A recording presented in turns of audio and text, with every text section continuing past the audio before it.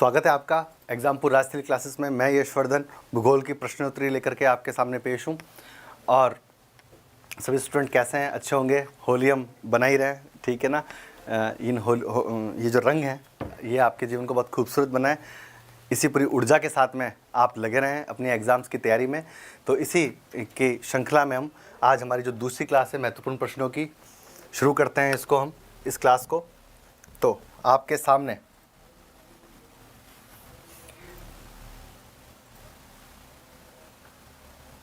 पेश है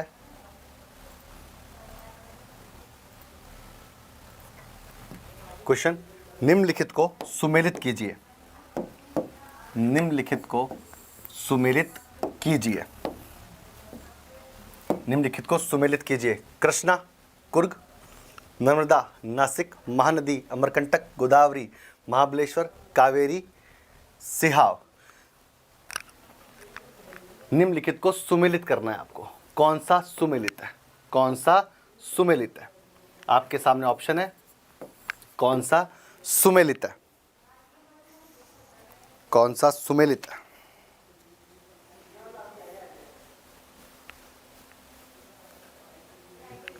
कौन सा सुमेलित है?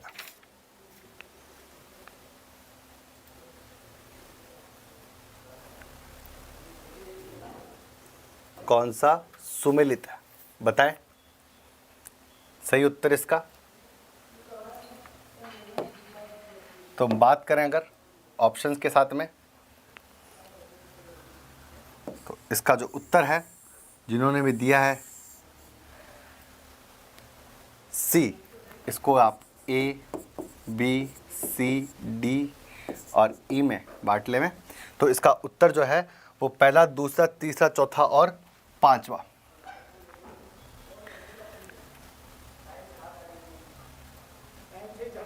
एक मिनट। कृष्णा नदी जो है वो महाबलेश्वर से निकलती है। ए में चौथा, सॉरी एक बार,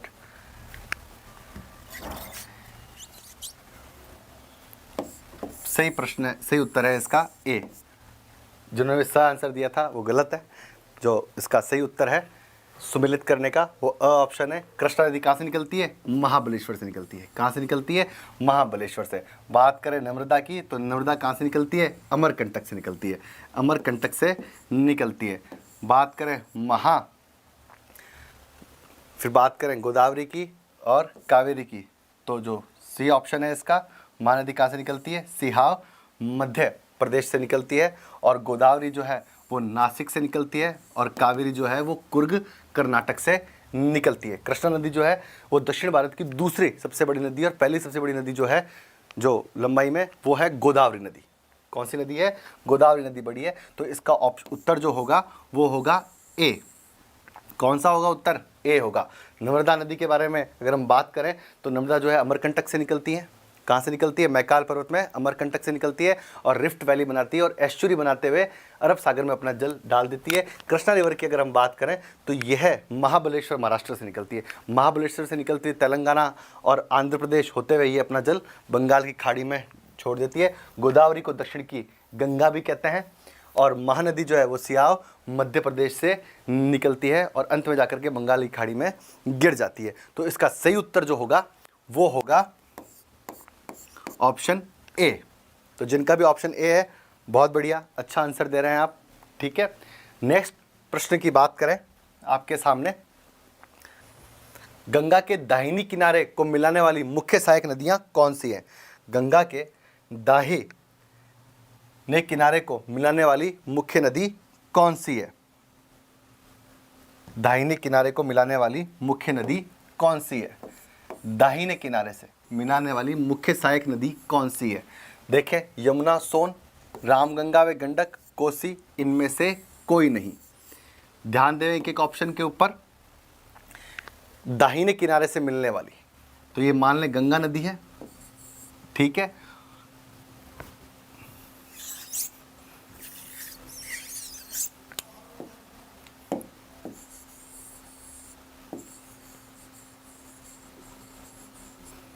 गंगा नदी है और दाहिना किनारा कौन सा होगा?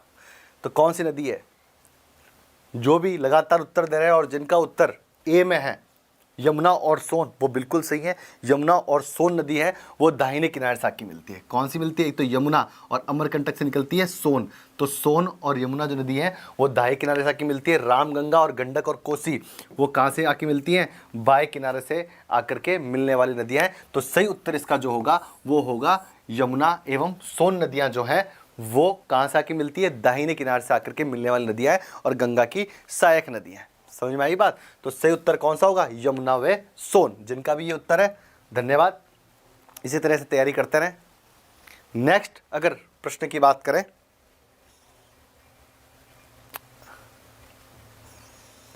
तो गंगा नदी को बांग्लादेश में किस नाम से जाना जाता है?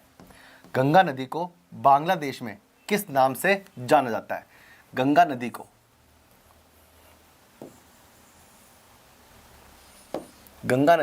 बांग्लादेश में किस नाम से जाना जाता है? 3 आपके पास में आंसर निकालने की कीज है। गंगा नदी बांग्लादेश में किस नाम से जानी जाती है? ऑप्शन आपके सामने है, पद्मा, हुगली, मेघना और ब्रह्मपुत्र। पद्मा, हुगली, मेघना और ब्रह्मपुत्र। तो बांग्लादेश में गंगा नदी को क्या कहते हैं? बांग्लादेश में गंगा नदी को क्या कहते हैं? बांग्लादेश में गंगा नदी को क्या कहते हैं? बांग्लादेश में गंगा नदी को क्या कहते हैं? बांग्लादेश में गंगा नदी को क्या कहते हैं? तो सही उत्तर जिन्होंने भी दिया है पद्मा, आंसर क्या होगा इसका? पद्मा होगा। जिन्होंने भी पद्मा आंसर दिया है वो उत्तर बिल्कुल सही है। क्या कहते हैं? पद्मा कहते हैं। अब पद्मा, हुगली और मेघना और ब्रह्मपुत्र, तो इनको समझ लेते हैं कि गंगा के मैदान की जो स्थिति है, गंगा नदी की जो स्थिति है, गंगा आपको पता है कि जब निकलती है भागीरथी और अलकनंदा जो है वो देवप्रयाग में क्या कहलाती हैं? गंगा कहलाती हैं। भागीरथी और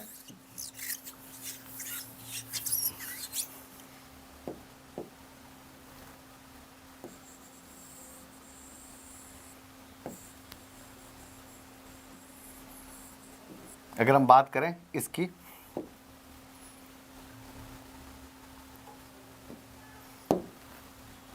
तो एक तरफ से निकलती है भागीरथी और एक तरफ से निकलती है अलकनंदा।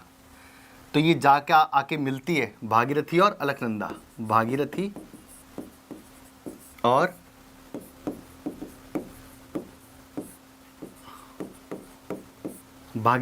अलकनंदा, ये नदियां जाकर आके मिलती हैं।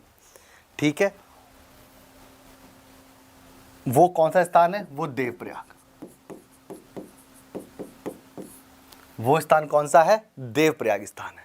ठीक है, उसके बाद ये क्या कहलाती है? गंगा कहलाती है। देवप्रयाग के बाद क्या कहलाती है?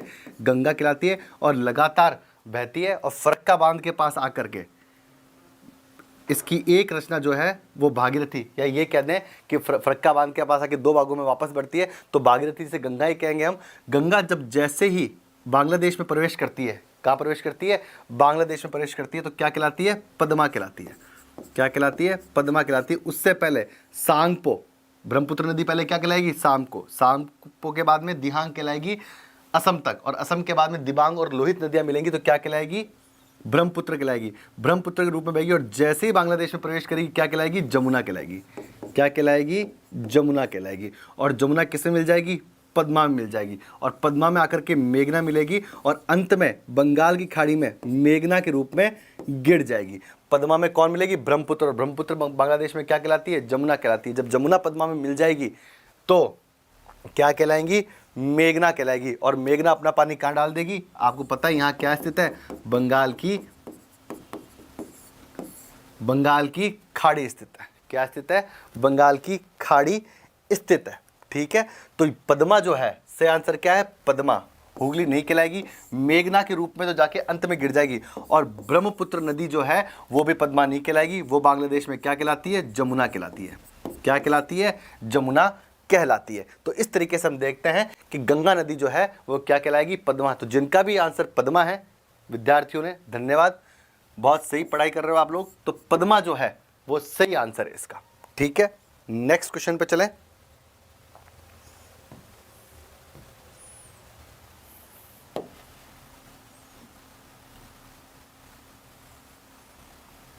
कौन सी नदी विभ्रंश रिफ्ट वैली में बहती है? कौन सी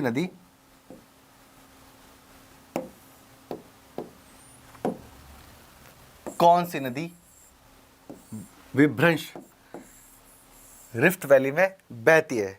मैं जिक्र कर चुका हूं, आपने ध्यान दिया होगा। तो कौन सी नदी विभ्रंश घाटी में बहती है? कौन सी नदी विभ्रंश घाटी में बहती है? कौन सी नदी विभ्रंश घाटी में बहती है? ऑप्शन है कावेरी, कृष्णा, गोदावरी और नर्मदा। कौन सी नदी विभ्रंश घाटी में बहती है? कौन सी नदी विभ्रंश घाटी में बहती है? तो सही आंसर होगा इसका नर्मदा। नर्मदा जो रिवर है वो किस में बहती है? विभ्रंश घाटी में बहती है। किस में बहती है? विभ्रंश घाटी के अंदर बहती है। ठीक है, विभ्रंश घाटी में बहने वाली नदी कौन सी है रिफ्ट वैली के अंदर? वो है नर्मदा नदी है। समझ में आई बात? तो नर्मदा नदी जो है वो विभ्रंश घाटी में बहती है। ठीक है, तो इसका सही आंसर जो होगा वो नर्मदा रिवर होगा। कावेरी, कृष्णा और गोदावरी जो है वो विभ्रंश घाटी में बहने वाली नदियां नहीं हैं। ठीक है, विभ्रंश घाटी में बहने वाली नदियां वो नहीं है। तो सही आंसर इसका होगा वो नर्मदा होगा। तो जिनका भी आंसर नर्मदा है बिल्कुल सही है।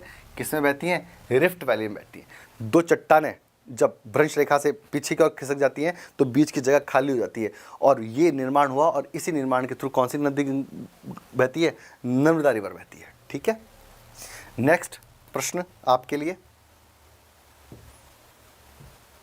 प्रायद्वीपीय नदियों में ताप्ती नदी का उद्गम, गौर करें प्रश्न पे। प्रायद्वीपीय नदियों में ताप्ती नदी का उद्गम मध्य प्रदेश के बैतूल जिले से होता है। कहां से होता है? मध्य प्रदेश के बैतूल जिले से होता है। नर्मदा का उद्गम स्थल बताइए। किसका उद्गम स्थल बताना है अपने को? नर्मदा का उद्गम स्थल बताइए। नर्मदा का उद्गम स्थल बताइए। नर्मदा का उद्गम स्थल बताइए। तो आपके सामने आंध्र प्रदेश में वारंगल, महाराष्ट्र में महाबलेश्वर, मध्य प्रदेश में अमरकंटक, गुजरात में बड़ौच। सही आंसर देवें, कोशिश करें। आंध्र प्रदेश में वारंगल, महाराष्ट्र में महाबलेश्वर, मध्य प्रदेश में अमरकंटक और गुजरात में बड़ौच। गुजरात में कौन सा? बड़ौच। तो सही उत्तर जो इसका है वो है मध्य प्रदेश में अमरकंटक। कहां से निकलती है? अमरकंटक, मैकाल पर्वत जो है। ठीक है, तो अमरकंटक से ये नदी निकलती है। कहां से निकलती है? अमरकंटक से ये नदी निकलती है। और एग्जैक्ट लोकेशन जो है इसका वो छत्तीसगढ़। ठीक है ना, अगर बात करें अपन लोग इसके विस्तार की तो छत्तीसगढ़ जो है, ठीक है ना, हालिया उसके बॉर्डर के ऊपर एमपी और छत्तीसगढ़ का जो बॉर्डर है, तो अमरकंटक से ये नदी निकलती है। कहां से निकलती है? अमरकंटक। महाबलेश्वर से कौन सी नदी निकलती है? कृष्णा नदी निकलती है। कौन सी नदी निकलती है? कृष्णा नदी। ठीक है, तो सही उत्तर इसका जो होगा वो मध्य प्रदेश में कौन सा होगा? अमरकंटक होगा। मध्य प्रदेश में अमरकंटक। ठीक है, सही आंसर। और क्या बनाती है? राफ्ट वैली बनाती है, और साथ में क्या बनाती है? एस्चुरी बनाती है। क्या बनाती है? एस्चुरी बनाती है।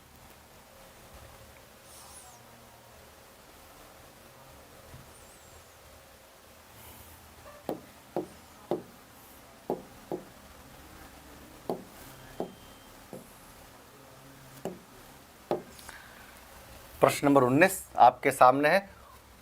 कौन सी नदी डेल्टा नहीं बनाती है? कौन सी नदी डेल्टा नहीं बनाती है? कौन सी नदी डेल्टा नहीं बनाती है? ऑप्शन कृष्णा, गंगा, नर्मदा और महानदी। कौन सी नदी डेल्टा नहीं बनाती है? कौन सी नदी डेल्टा नहीं बनाती है? कृष्णा, गंगा, नर्मदा। कृष्णा, गंगा, नर्मदा, महानदी। सही उत्तर देवें, कोशिश करें। डेल्टा नहीं बनाती है। समझ में आ गई बात? डेल्टा नहीं बनाती है। कृष्णा, गंगा, नर्मदा और महानदी। तो सही उत्तर जो है इसका वो है नर्मदा। नर्मदा डेल्टा नहीं बनाती है। क्या बनाती है? एस्चुरी बनाती है। क्या बनाती है? इसलिए मैंने पिछले उत्तर में इसके बारे में बात की थी। हमारा ध्येय अब इस चीज़ को समझना है। एस्चुरी बनाती है। बाकी सब नदियाँ क्या बनाती हैं? डेल्टा का निर्माण करती हैं। तो नर्मदा नदी क्या है? वो क्या बनाती है? एस्चुरी बनाती है। अब डेल्टा क्या होता है? ये जो है डेल्टा, अगर नदी चली निम्न मैदान में और फिर बहुत सारी शाखाओं में बढ़ गई, किसमें बढ़ गई? पानी फैल गया इसका, बहुत सारे अवसाद होने की वजह से क्या हो गया? पानी फैल गया, और पानी फैल के किसका निर्माण हो जाएगा? चापाकार डेल्टा। गंगा नदी कौन सा डेल्टा बनाती है? चापाकार डेल्टा बनाती है। तो ये डेल्टा, ठीक है ना, पानी पूरा फैल जाएगा मैदान के अंदर। और ये जो है एस्चुरी, ये एक तरीके से नल की तरह सीधा पानी किस में डिपॉजिट कर देगी? अपना अरब सागर के अंदर सीधा। तो ये क्या कहलाएगी? ये एस्चुरी या जवार नदमुख कहलाएगी। तो सही आंसर जो है इसका वो है नर्मदा। वैसे एस्चुरी भी डेल्टा का ही प्रकार होता है। अगर हम 4 प्रकार के डेल्टाओं के बारे में बात करते हैं तो उसमें से एक प्रकार क्या है? एस्चुरी भी है, ठीक है। तो सही आंसर जो है इसका वो है नर्मदा।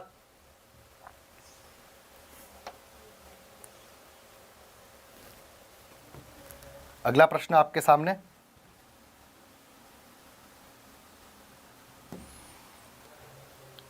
कावेरी के अपवाह क्षेत्र में कौन से राज्य आते हैं?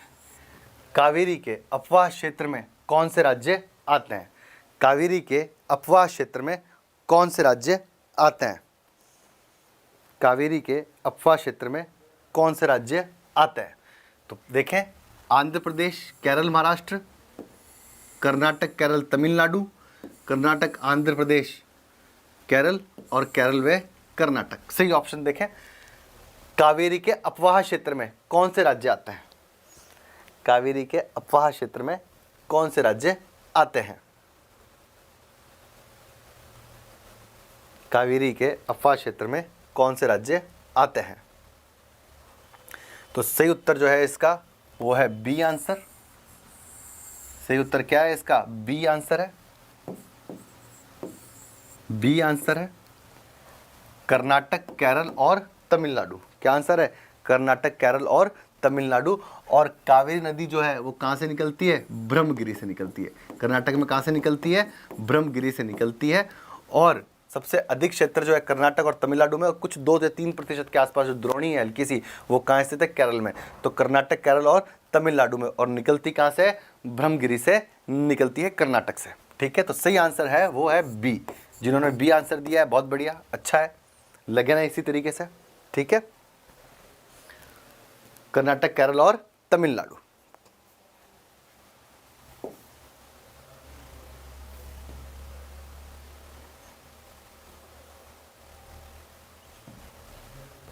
नेक्स्ट प्रश्न आपके सामने,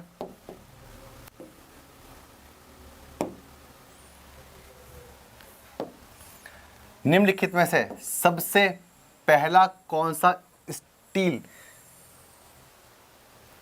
का स्थापित हुआ?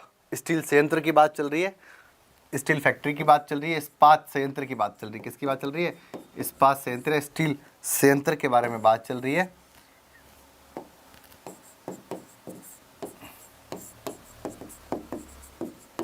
स्टील संयंत्र स्थापित किया गया, सबसे पहला कौन सा स्टील संयंत्र स्थापित किया गया? कौन सा स्टील संयंत्र स्थापित किया गया? आंसर दे में, सबसे पहला कौन सा स्टील संयंत्र स्थापित किया गया? ऑप्शन है आपके सामने भिलाई, राउरकेला, जमशेदपुर और दुर्गापुरा।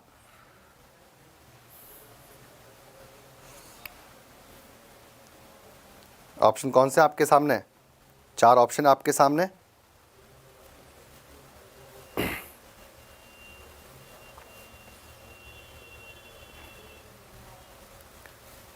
सबसे पहले कौन सा स्टील संयंत्र स्थापित किया गया?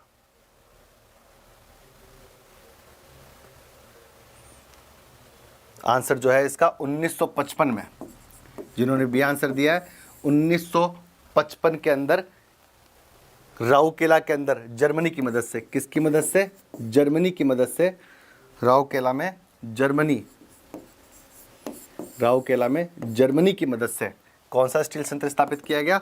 राउरकेला स्थापित किया गया। इसके बाद में स्थापित जो किया गया था ये भी 1955 में ही था, और ये यूएसएसआर, उस टाइम अगर हम बात करें तो यूएसएसआर जो है वो एक, पहले जो रशिया था वो यूएसएसआर था, और बाद में वो 90-91 के अंदर वो अलग अलग देशों में बढ़ गया और अब रूस जिसकी राजधानी मॉस्को है वो रह गया। ठीक है, तो क्या रह गया? भिलाई। सबसे उत्तर कौन सा होगा? राउरकेला 1955 में किसकी मदद से बना? जर्मनी की मदद से बना। उसके बाद अगर बात करें हम लोग दुर्गापुरा की, तो दुर्गापुरा जो था वो भी कब बना? 1955 में वेस्ट बंगाल बना। और किसकी मदद से बना ये किसकी मदद से बना? ये भी ब्रिटेन की मदद से बना दुर्गापुरा। तो सही आंसर जो है उसका वो होगा राउरकेला। कौन सा आंसर होगा? राउरकेला। किसकी मदद से बना? जर्मनी की मदद से बना। और अगर आज़ाद भारत की बात कर लें कि आज़ाद भारत में पहला लोहा इस्पात का कारखाना कहाँ खुला? तो तमिलनाडु के पेट्रोनोवा में। 1830 में कहाँ खुला? आज़ाद भारत से पहले की बात करें अंग्रेजों के समय में, तो तमिलनाडु में खुला था पहला। कहाँ खुला था? तमिलनाडु में पहला इस्पात का संयंत्र खुला था 1830 के अंदर। ठीक है, तो सही आंसर जो उसका होगा वो होगा राउरकेला बी, जर्मनी 1955। किसने मदद की थी खोलने में? जर्मनी ने इसकी मदद की थी भारत की। ठीक है, और राउरकेला में ये खुला था। नेक्स्ट प्रश्न, भारत में कौन सा प्रदेश बांग्लादेश की सीमा से नहीं लगता है? भारत में कौन सा प्रदेश बांग्लादेश की सीमा से नहीं लगता है? आंसर दें, बहुत ही सरल क्वेश्चन है। कौन सा प्रदेश बांग्लादेश की सीमा से नहीं लगता है? बांग्लादेश की सीमा से नहीं लगता है। बांग्लादेश है, ये मिसप्रिंट है। बांग्लादेश की सीमा से नहीं लगता है। तो मिजोरम, त्रिपुरा, मणिपुर और मेघालय।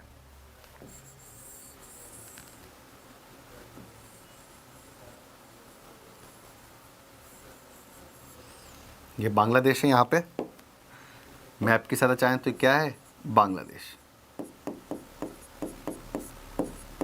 बताएं, आंसर दें। भारत का कौन सा प्रदेश बांग्लादेश की सीमा से नहीं लगता है? बांग्लादेश की सीमा से नहीं लगता है। देवें, मिजोरम, त्रिपुरा, मणिपुर और मेघालय।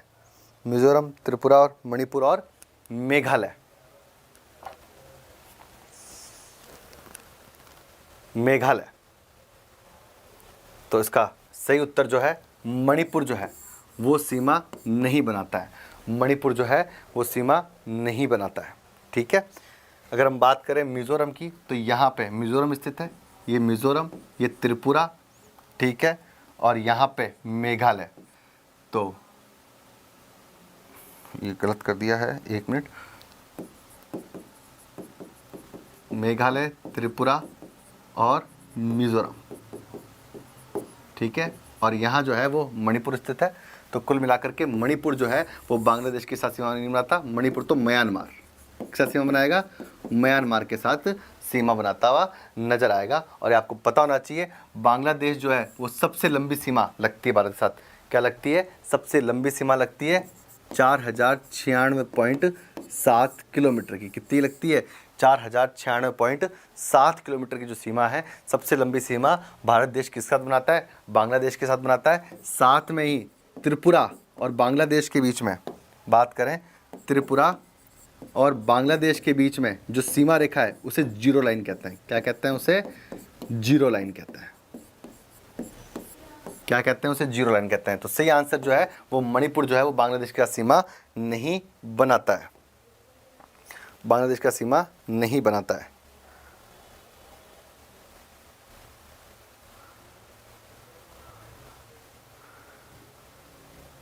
अगला आपके सामने प्रश्न जो है,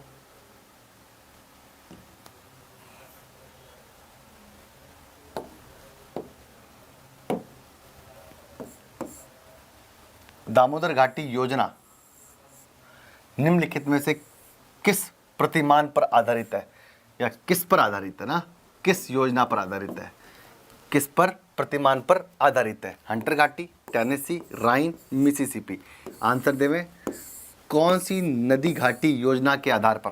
मतलब दामोदर घाटी परियोजना जो है, जो इंडिया में बनाई गई है, वो किसको देख करके या किसकी तरीके से बनाई गई है ना, किस योजना को उदाहरण लेकर के सामने रख करके उसके मॉडल को तैयार किया गया है, किस प्रतिमान पे बनाई गई है। तो हंटर घाटी योजना, टेनेसी घाटी योजना, राइन घाटी योजना और मिसिसिपी घाटी योजना किसको देख करके बनाई गई है, किस तरीके से।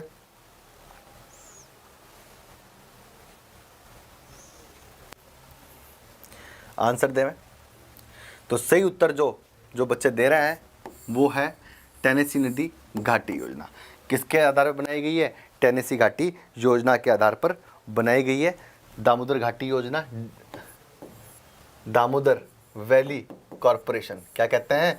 दामोदर वैली कॉरपोरेशन कहते हैं। और अभी विश्व बैंक के साथ में लॉकडाउन के समय 2020 के अंदर एक बहुत बड़ा विश्व बैंक के साथ में एक साइन भी हुआ है, जो यहाँ पे सिंचाई को और पानी, जल, इन सब सिंचाई को लेकर के और इनको लेकर के विश्व बैंक ने बहुत बड़ा लोन भी दिया है। भारत सरकार, विश्व बैंक और बंगाल की सरकार जो है मिलकर के काम कर रहे हैं। और छोटा नागपुर का पठार से ये निकलती है दामोदर नदी। कहाँ से निकलती है? छोटा नागपुर के पठार से। और झारखंड, पहले तो बिहार में था, तो छोटा नागपुर का पठार झारखंड और पश्चिम बंगाल के स्तर पे ये बहती है। और दामोदर नदी से बहुत बाढ़ आती थी, बंगाल का शोक था दामोदर नदी, तो उसको रोकने के लिए, बाढ़ों को रोकने के लिए यहाँ पर दामोदर नदी घाटी योजना बनाई गई। क्या बनाई गई? दामोदर नदी घाटी योजना बनाई गई यहाँ पे, ठीक है। और अंत में ये भी बंगाल की खाड़ी में गिर जाती है। तो किसके आधार बनाई गई? टेनेसी घाटी योजना। और टेनेसी घाटी योजना कहाँ है? अमेरिका में। कहाँ है? अमेरिका में, ठीक है। टेनेसी वैली TAV के आधार पर DAV, Damodar valley corporation. Mississippi घाटी योजना, ये भी अमेरिका में। राइन नदी घाटी योजना यूरोप में। और हंटर घाटी जो है ऑस्ट्रेलिया में, ठीक है। तो टेनेसी घाटी योजना का उदाहरण लेकर किसको बनाया गया? दामोदर घाटी योजना को बनाया गया। सही आंसर इसका है दामोदर घाटी योजना।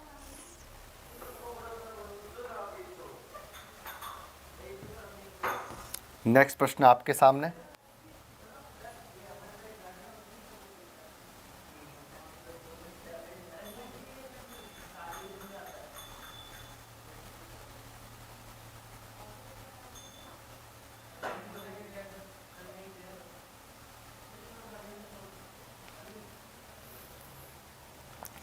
इसको सही सेट कर लेता है।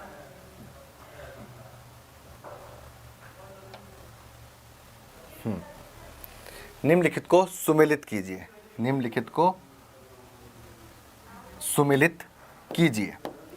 निम्नलिखित को क्या करना है? सुमेलित करना है।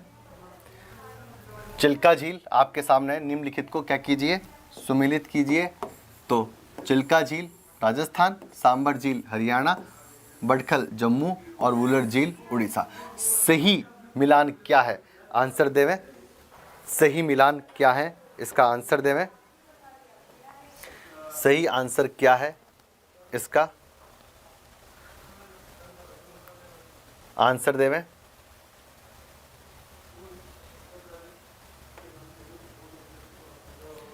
तो जैसे हम देखते हैं, समझें इसको, तो चिल्का झील कहाँ है? उड़ीसा में। सांबर झील कहाँ है? राजस्थान में। वुल्लर झील कहाँ है?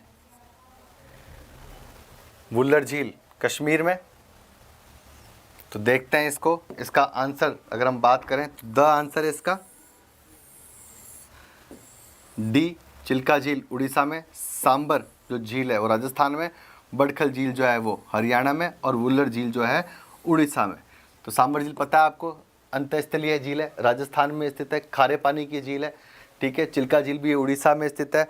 और अगर बात करें इसके बारे में, उड़ीसा में स्थित है। और वुल्लर झील जो है वो गोखुर झील है। कैसी झील है? वुल्लर झील गोखुर झील है। वुल्लर झील कैसी है? गोखुर झील है। और नदी कौन सी है? झेलम नदी। कौन सी नदी पर स्थित है? झेलम नदी पर स्थित है। ये नदी कहाँ स्थित है? झेलम नदी पर स्थित है। और गोखुर झील का प्रकार है। किस तरह की झील है? ऑक्सबो लेक है, ठीक है। तो सही उत्तर जो है इसका वो होगा द। सही आंसर क्या होगा इसका? द आंसर जो होगा वो बिल्कुल इसका सही होगा, द आंसर।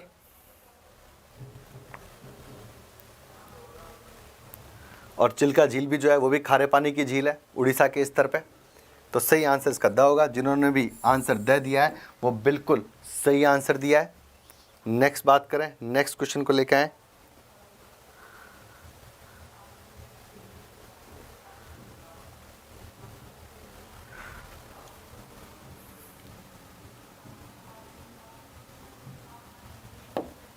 उत्तरी पश्चिमी भारत में जाड़ा वर्षा, कौन सी वर्षा? जाड़ा वर्षा सामान्यतः किस कारण होती है?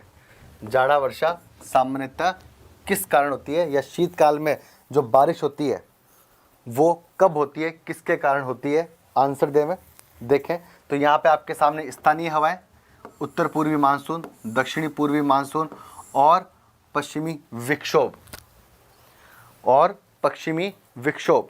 तो जाड़ा वर्षा कब होती है? स्थानीय हवाएं, उत्तर पूर्वी मानसून, दक्षिणी पूर्वी मानसून और पश्चिमी विक्षोभ, और पश्चिमी विक्षोभ तो कब होती है ये बताएं। सही उत्तर जो बच्चे दे रहे हैं द, पश्चिमी विक्षोभ के कारण सर्दी में उत्तर भारत में वर्षा होती है। कहाँ होती है? उत्तर भारत में वर्षा होती है। राजस्थान में मावट कहते हैं इसको, ठीक है। स्थानीय हवाओं से नहीं होती है। उत्तर पूर्वी मानसून तो जो है वो दक्षिण भारत में वर्षा करता है, और दक्षिण भारत में भी कहाँ पे? कोरोमंडल तट पे। कोरोमंडल जो तट है तमिलनाडु के स्तर पे, वहाँ क्या करता है? बारिश करता है। दक्षिणी पूर्व मानसून जो है वैसी कोई चीज़ नहीं है, दक्षिण पश्चिम मानसून है, ठीक है। और पश्चिमी विक्षोभ जो है इसका सही आंसर है। तो पश्चिमी विक्षोभ के अंदर सर्दी में क्या होती है? उत्तर भारत के स्तर पे बारिश होती है। और पश्चिमी विक्षोभ क्या होता है? तो अगर इसके बारे में बातचीत करें,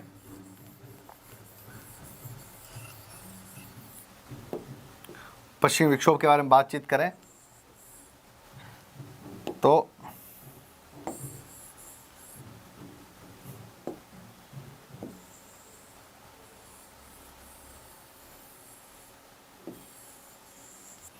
ये अफ्रीका है। यहाँ बीच में जो है वो भूमध्य सागर, भूमध्य सागर, ये तो क्या है? अफ्रीका। और इसके ऊपर जो है वो है यूरोप। क्या स्थित है? यूरोप स्थित है। और यहाँ पर आपका मध्य एशिया, और यहाँ से फिर अलग हट कर के भारत स्थित है, और भारत का ये उत्तरी पश्चिमी हिस्सा। तो यहाँ पर असल में जो पठार है, तिब्बत का पठार, वहाँ पर निम्न दाब का क्षेत्र बनता है। और उस निम्न दाब के क्षेत्र के कारण अब हाई प्रेशर लो प्रेशर प्रश्नोत्तर के पे संभव नहीं है समझाना। तो हवाएं जो होती हैं हाई प्रेशर से लो प्रेशर की ओर चलती हैं, हाई प्रेशर से लो प्रेशर की ओर चलती हैं। और जब इधर आती हैं तो पश्चिमी विक्षोभ, क्योंकि कहाँ से आ रहा है? पश्चिम से आ रहा है, तो हाई प्रेशर से लो प्रेशर की तरफ जाएंगी। तो उससे क्या होगा? उससे भारत के अंदर, अगर हम दिल्ली की बात कर रहे हैं, कुछ हिमाचल, कुछ निचले प्रदेशों की बात करें, पंजाब हरियाणा की बात करें, राजस्थान के स्तर पे हम लोग बात करें, यूपी वेस्टर्न यूपी के स्तर पे बात करें, तो पश्चिमी विक्षोभ के कारण सर्दी में बारिश होती है। क्या होती है? सर्दी में बारिश होती है, ठीक है। तो इसका ऑप्शन जो है वो पश्चिमी विक्षोभ होगा। ऑप्शन क्या होगा? उत्तर इसका सही पश्चिमी विक्षोभ होगा। नेक्स्ट प्रश्न,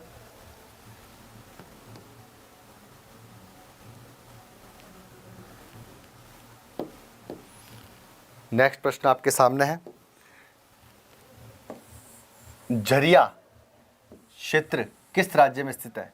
झरिया कोयला क्षेत्र किस राज्य में स्थित है? झरिया कोयला क्षेत्र किस राज्य में स्थित है? झरिया कोयला क्षेत्र किस राज्य में स्थित है? ऑप्शन आपके सामने है। बंगाल, झारखंड, मध्य प्रदेश, उत्तर प्रदेश। बंगाल, झारखंड, मध्य प्रदेश व उत्तर प्रदेश। बंगाल, झारखंड, मध्य प्रदेश व उत्तर प्रदेश। बंगाल, झारखंड, मध्य प्रदेश व उत्तर प्रदेश। सही आंसर जो बच्चे दे रहे हैं, इसका आंसर जो है वो झारखंड है। झरिया जो है वो कहाँ स्थित है? वो झारखंड में स्थित है। झारखंड में स्थित है, ये कोयला क्षेत्र है। और इसके अलावा हम बात करें बोकारो की, गिरिडीह की, रामगंज की, तो वो भी सब यहाँ स्थित है। बोकारो जो कोयला क्षेत्र है वो भी कहाँ स्थित है? और गिरिडीह जो है वो भी कहाँ स्थित है? झारखंड में स्थित है। तो झरिया कोयला क्षेत्र जो है वो कहाँ स्थित है? झारखंड में स्थित है। मध्य प्रदेश में नहीं है, उत्तर प्रदेश में नहीं है, ना ही पश्चिम बंगाल में। कहाँ स्थित है? झारखंड में स्थित है। तो जो आंसर बी है वो बिल्कुल सही है, झरिया कोयला क्षेत्र के लिए। किसके लिए? झरिया कोयला क्षेत्र के लिए, ठीक है। आगे नेक्स्ट की बात करें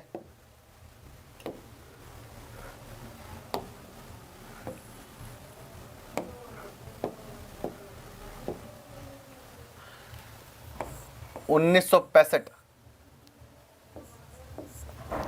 1964 में रूस के साथ कौन सा इस्पात कारखाना लगाया गया? 1964 में रूस के साथ कौन सा इस्पात कारखाना लगाया गया? रूस के साथ कौन सा इस्पात कारखाना लगाया गया? आंसर दें। रूस के साथ कौन सा इस्पात कारखाना लगाया गया? ऑप्शन आपके सामने है, दुर्गापुरा, राउरकेला और भिलाई और बोकारो। कौन सा लगाया गया? आंसर दें। 1964 में रूस के साथ मिलकर के, वैसे 1964 में रूस नहीं था, यूएसएसआर था। क्या था? यूएसएसआर था। उसके बाद में ये गार्बेचोव के टाइम में, वहाँ के जो राष्ट्रपति थे उनके टाइम में ये बट गया, ठीक है ना। 14-15 देश अलग हुए, कजाकिस्तान, तुर्किस्तान, तुर्कमेनिस्तान, आपका यूक्रेन, बेलारूस जैसे इलाके अलग हो गए और फिर रूस अपना अलग क्षेत्र बन गया, अलग देश बन गया। तो कौन सा बना? तो सही आंसर जो बच्चे दे रहे हैं इसका डी आंसर जो है बोकारो सन 1964 के स्तर पे। और रूस ने इसमें क्या किया था? उस समय क्या था? यूएसएसआर था।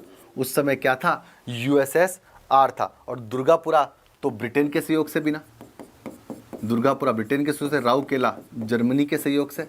राउरकेला किसके सहयोग से बना? जर्मनी के सहयोग से बना। और भिलाई भी किसके सहयोग से बना? यूएसएसआर के सहयोग से बना, लेकिन 1955 के स्तर पे, 1955 के स्तर पे। तो बोकारो जो था 1964 में किसके साथ बना? रूस के सहयोग से बना। तो सही आंसर जो है इसका वो द है बोकारो। सही आंसर क्या है?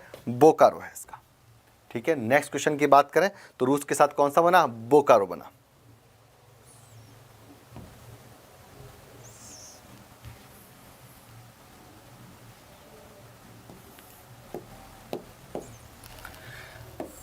साइलेंट वैली कहाँ स्थित है?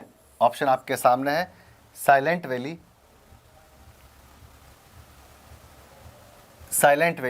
कहाँ स्थित है? साइलेंट वैली कहाँ स्थित है? प्रश्न आपके सामने है। साइलेंट वैली कहाँ स्थित है? अरुणाचल प्रदेश में, एक मिनट, साइलेंट वैली कहाँ स्थित है? अरुणाचल प्रदेश, हिमाचल प्रदेश, जम्मू कश्मीर, केरल। आंसर देवें। साइलेंट वैली कहाँ स्थित है? अरुणाचल प्रदेश में, हिमाचल प्रदेश में, जम्मू और कश्मीर में और केरल में।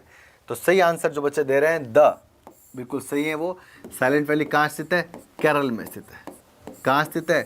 केरल में स्थित है, ठीक है। और सेव साइलेंट वैली करके नीलगिरी राष्ट्रीय उद्यान जो है यहाँ पे, वहाँ पर ये साइलेंट वैली स्थित है और केरल के स्तर पे स्थित है। यह अरुणाचल प्रदेश में नहीं है, हिमाचल प्रदेश में नहीं है। हिमाचल प्रदेश के अंदर तो कुल्लू घाटी, कुल्लू वैली, कांगड़ा वैली ये स्थित है, ठीक है ना। और जम्मू कश्मीर के अंदर तो कश्मीर वैली स्थित है। तो कुल मिलाकर के केरल घाटी, साइलेंट वैली कहाँ स्थित है? साइलेंट घाटी केरल के अंदर स्थित है। तो सही आंसर होगा इसका केरल। जिन भी बच्चों का आंसर केरल है बिल्कुल सही है। आगे बात करें, नेक्स्ट क्वेश्चन देखें।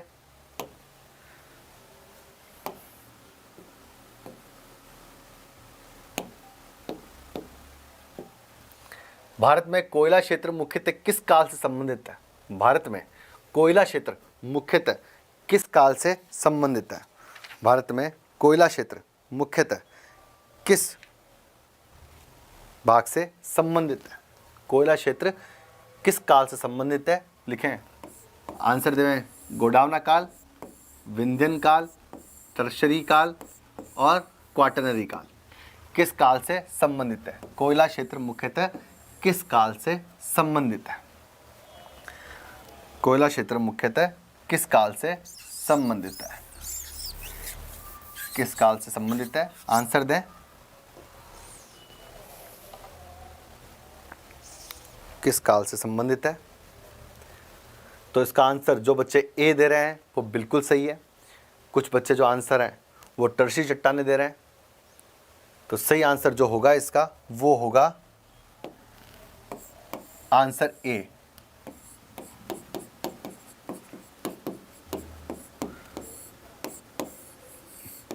गोंडवाना जो है काल, उससे 98% जो कोयला है भारत में, कितना प्रतिशत कोयला, 98% जो कोयला है वो कहाँ से प्राप्त होता है, गोडावना।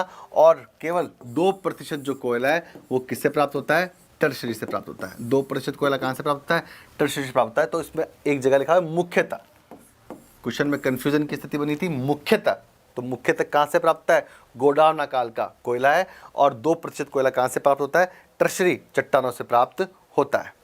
और गोडावना से भी कौन सा कोयला प्राप्त होता है, बात करें तो बिटुमिनस।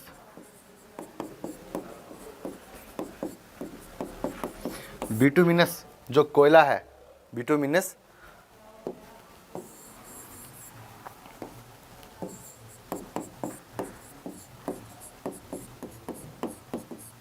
बिटुमिनस जो कोयला है वो मुख्यतः प्राप्त होता है। क्या प्राप्त होता है, बिटुमिनस कोयला मुख्यतः प्राप्त होता है।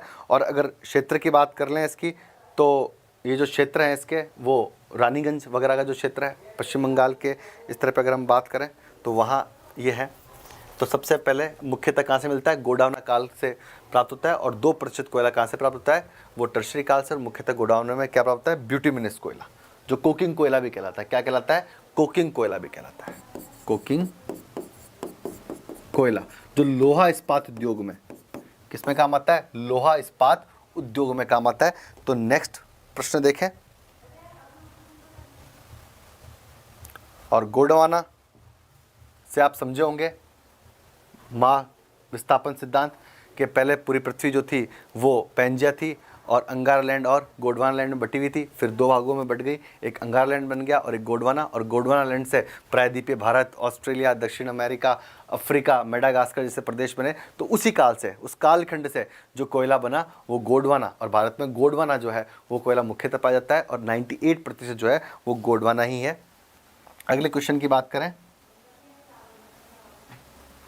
आपके सामने, तो निम्नलिखित में से हिमालय की किस समांतर श्रेणी की समुद्र सतह से औसत ऊंचाई 6100 मीटर है। समुद्र सतह से औसत ऊंचाई 6100 मीटर है। समुद्र सतह से औसत ऊंचाई क्या है, 6100 मीटर है। समुद्र सतह से औसत ऊंचाई 6100 मीटर है। आपके सामने शिवालिक या भारी हिमालय, मध्य या लेजर हिमालय, वृहत हिमालय और लघु हिमालय। तो आंसर देवें,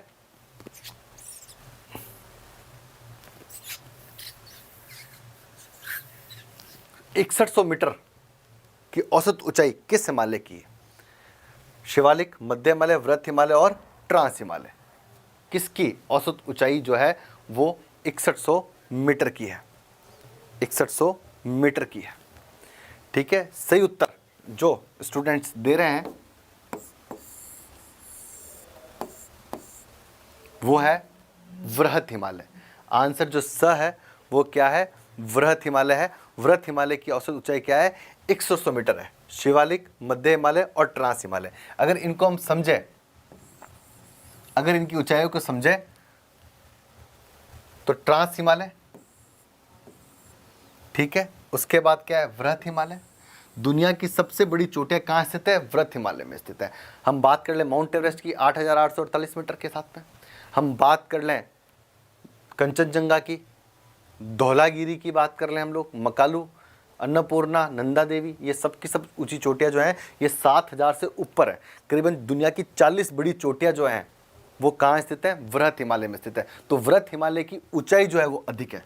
ऊंचाई क्या है, वो अधिक है। और इसकी चौड़ाई क्या है, कम है। चौड़ाई क्या है, कम।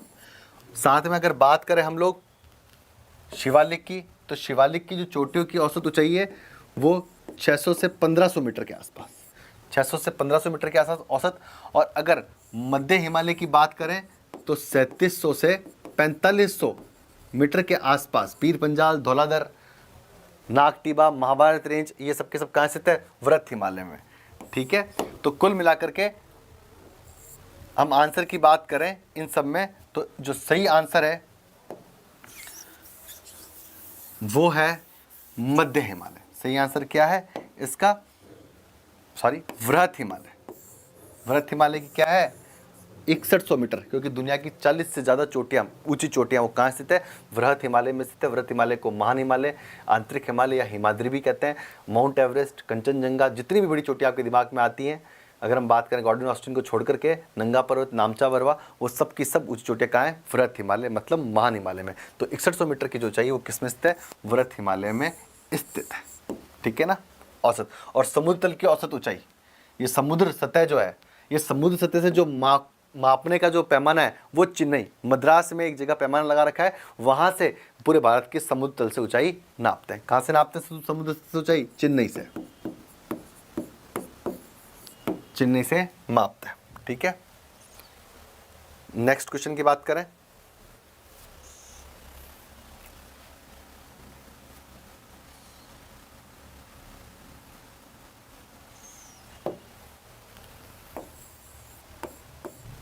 भारत में शिवालिक के पदीय क्षेत्रों में नदियों द्वारा लाए गए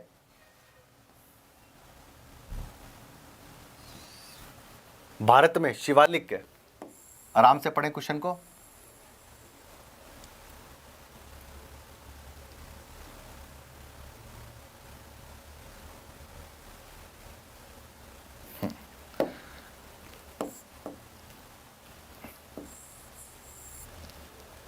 शिवालिक के पदीय क्षेत्रों में नदियों द्वारा लाए गए पत्थरों के टुकड़ों के इकट्ठा होने से जो मैदान बनता है वह कहलाता है। क्या क्या समझा रहा है? शिवालिक के तलहटी में, ये शिवालिक है और इसकी तलहटी में यहां जो प्रदेश बना हुआ है, जो पत्थर जहां इकट्ठे हो गए हैं, शिवालिक के पदीय क्षेत्र, तलहटी, पदीय, गिरिपाद, फुट हिल्स में जो पत्थर इकट्ठे हुए हैं, जो नदियों द्वारा लाए गए हैं पत्थर, इकट्ठा होने से जो मैदान बनता है वो कहलाता है तराई, बांगड़, खादर और भाबर। सही आंसर दे में, शिवालिक के नीचे जो पत्थर इकट्ठे हो गए हैं और वो पत्थर कौन लेके आए? नदियों द्वारा लाए गए हैं। उन इकट्ठा होने से जो मैदान बनते हैं वह क्या कहलाते हैं? इकट्ठा होने से जो मैदान बनते हैं वह क्या कहलाते हैं? मैदान बनते हैं वह क्या कहलाते हैं? सही आंसर जो बच्चे दे रहे हैं भाबर प्रदेश। सही आंसर क्या होगा इसका? भाबर प्रदेश होगा। क्या आंसर होगा इसका?